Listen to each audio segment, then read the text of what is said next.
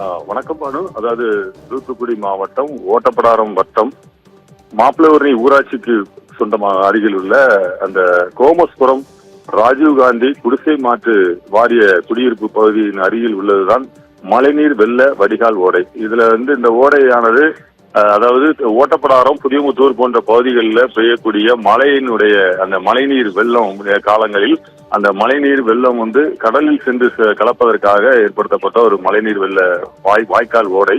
இந்த ஓடையில் பாத்தீங்கன்னா இந்த மழை நேரத்தில் அதாவது தண்ணீர் அடித்துக் கொண்டு ஓடும். மற்ற நேரங்களில் இந்த ஓடையில் தண்ணீர் சிறிதளவு கட்டி கிடக்கும். இந்த ஓடையில் 2 வருடங்களுக்கு முன்பு இறங்கி மீன்பிடித்த ஒரு நபர் இறந்து விட்டார். அதாவது அந்த சகதியில சிக்கி கொண்டு இறந்துள்ளார். எனவே அந்த ஓடைக்குள் யாரும் இறங்க மாட்டார்கள், அதில் இருக்கிற மீன்களை பிடிக்க முற்பட மாட்டார்கள். எனவே அந்த ஓடையில் மீன்கள் அதிகமாக இனப்பெருக்கம் செய்து யாரும் அதை பிடிக்காததால் நிறைய மீன்கள் அந்த ஓடையில் கிடப்பது வழக்கம். அதன்படி அந்த ஓடையில் அதிகமான மீன்கள் கிடந்துள்ளது.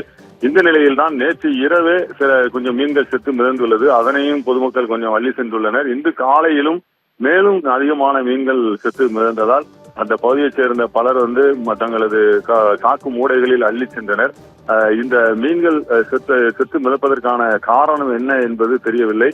அந்த பகுதியில் ஒரு சில அந்த ஓடையை ஒட்டி நிறைய மீன்கள் சுத்தப்படுத்தி அதாவது ஏற்றுமதி செய்யக்கூடிய கழிவு அதாவது மீன்கள் நிறுவனங்கள், அதாவது ஏற்றுமதி நிறுவனங்கள் உள்ளன. இந்த நிறுவனங்களில் இருந்து ஏதாவது கழிவு நீர் ஏதேனும் வெளியேறி அந்த கழிவு நீரால் இந்த மீன்கள் செத்து மிதந்தனவா, இல்லை என்றால் வேறு ஏதேனும் காரணம் உள்ளதா என்பது குறித்து விசாரிக்க வேண்டும் என்பதாகவும் பொதுமக்கள் கோரிக்கை விடுத்துள்ளனர்.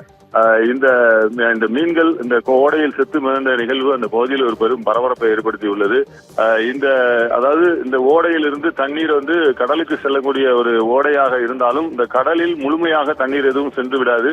ஏனென்றால் தண்ணீர் அதாவது கடல் மட்டமானது தூத்துக்குடியை விட கடல் மட்டம் உயர்ந்து இருக்கும். எனவே கடல் நீர் மழை இல்லாத காலங்களில் கடல் நீர் இந்த ஓடைக்குள் இருக்கும். எனவே தண்ணீர் நல்ல தண்ணீரும் உப்பு தண்ணீரும் கலந்து இருக்கக்கூடிய ஒரு ஓடையாக இந்த ஓடை காணப்படுகிறது. இந்த ஓடையில் அதிகமான மீன்கள் வளர்வதற்கும் ஏற்ற ஒரு சூழ்நிலை இருப்பதால் இந்த இடத்தில் அதிகமான மீன்கள் வளர்ந்தது.